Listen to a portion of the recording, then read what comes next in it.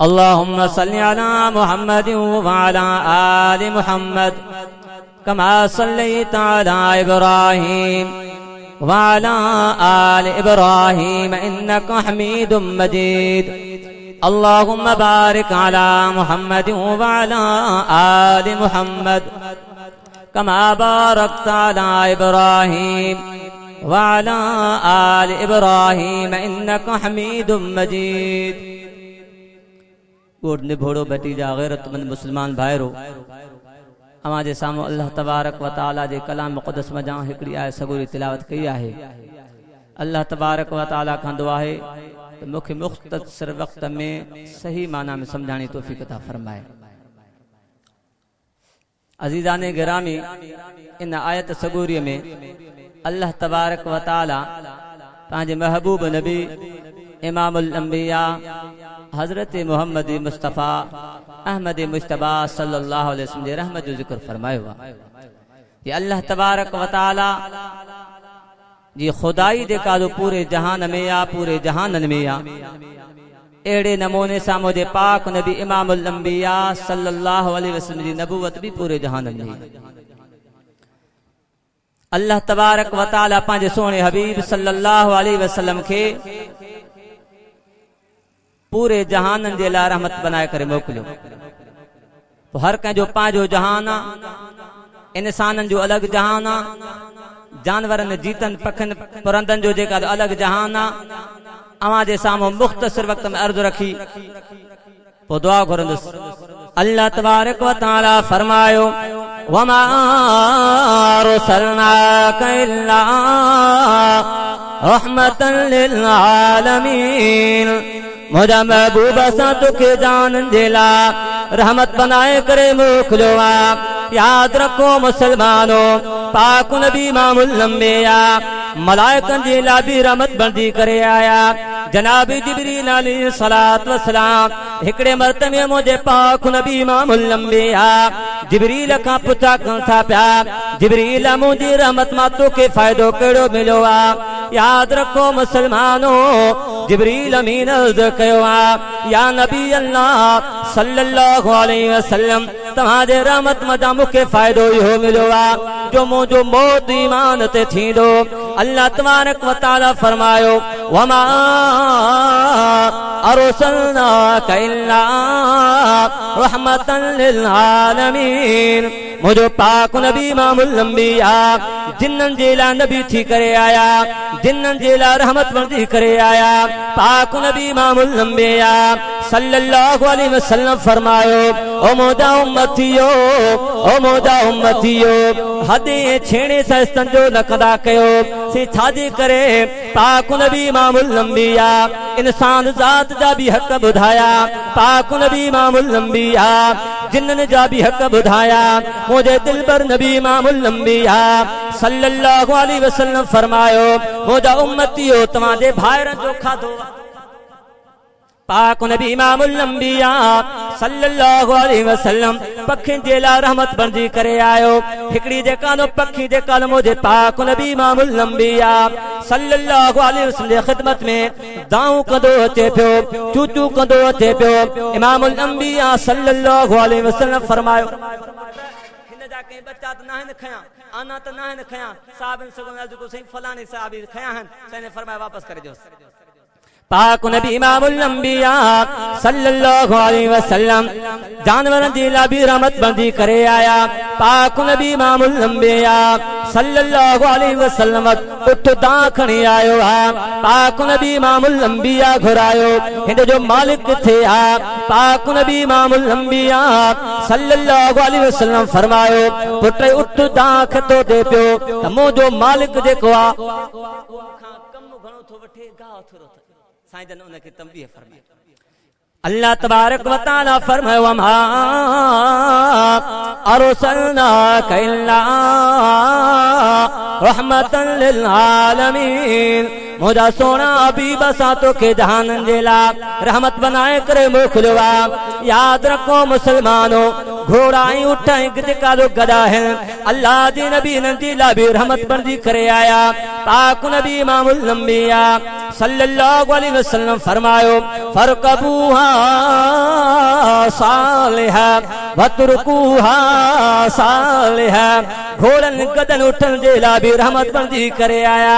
मुंहिंजे सही फरमा जॾहिं बि तव्हां हिननि जे मथां सवारी कयो इन हाल में सवारी कयो जो तंदुरुस्त हूंदनि। वरी छॾो त थकाए थकाए बल्कि वरी तंदुरुस्त हूंदनि पोइ छॾो।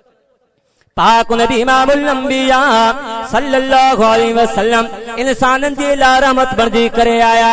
पाक नबी इमामुल अंबिया इंसानन मथां बि खोड़ माण्हू को माण्हू अबो आ को जेका पुत्र को वॾो आ को नंढो आ को आलिम आ को तालिब आ अल्लाह जे नबी इमामुल अंबिया सभिनी जे लाइ रहमत बणिजी करे आया।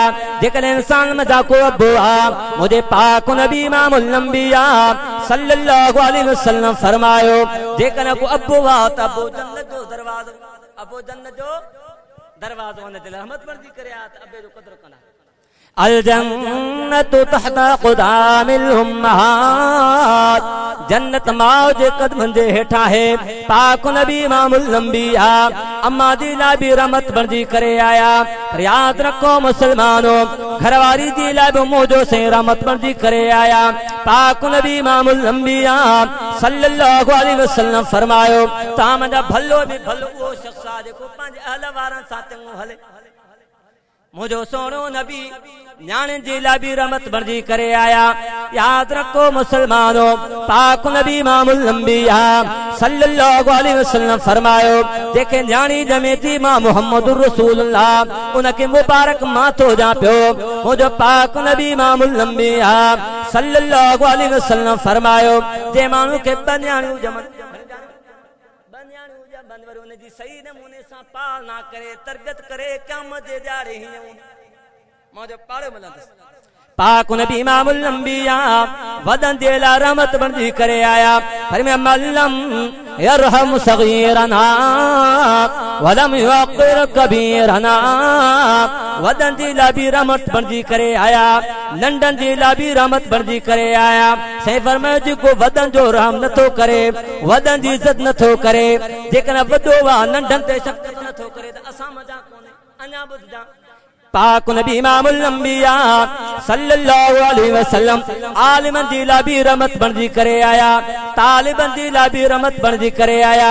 पाक नबी इमामुल अंबिया सल्लल्लाहु अलैहि वसल्लम फरमायो जेको असांजे आलिम जी इज़त नथो करे असां मज़ा कोन्हे।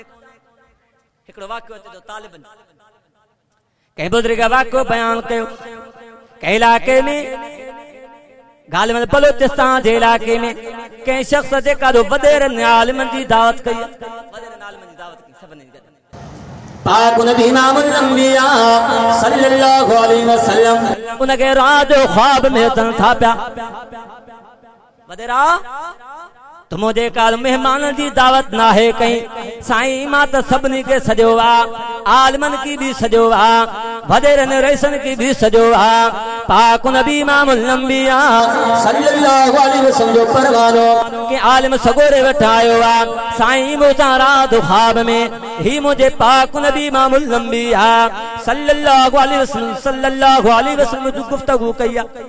हां सही कहिड़ा नबी जा महिमान सही फरमाए तालिब जेके कुरान करीम पढ़नि ये नबी जा महिमान अल्लाह तबारक व तआला फरमायो वमा रसलनाक इल्ला रहमतन लिल आलमीन।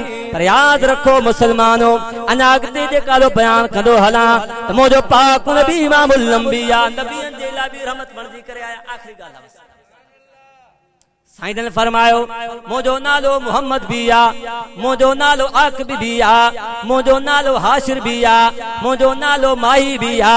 क़यामत जो ॾियारो थींदो समूरा नबी सगोरा हज़रत आदम अलैहिस्सलातु वस्सलाम खां वठी करे जनाबी ईसा रूहुल्लाह ताईं सभु मुंहिंजे झंडे ठाहींदा मां उन्हनि जी लाइ सिफारिश कंदुमि।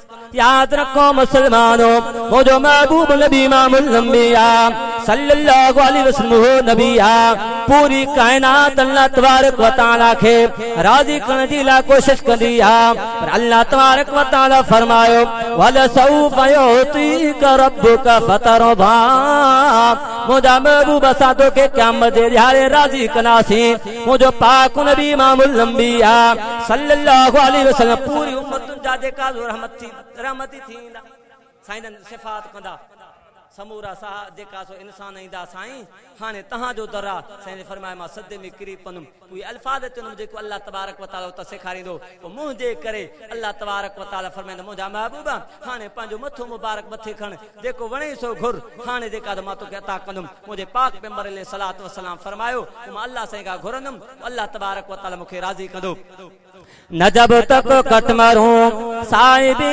रब की इज्जत पर न जब तक कट मरूं साहिबी रब की इज्जत पर खुदा शायद है मेरा ईमान कामिल नहीं हो सकता नमाज अच्छी रोजा अच्छा नमाज अच्छी रोजा अच्छा ज़कात अच्छी हज अच्छा बावजूद में उनके मुसलमान नहीं हो सकता। जिंदगी मुलाकात बाकी बाखिर दावाना अल्हम्दुलिल्लाह रब्बिल आलमीन।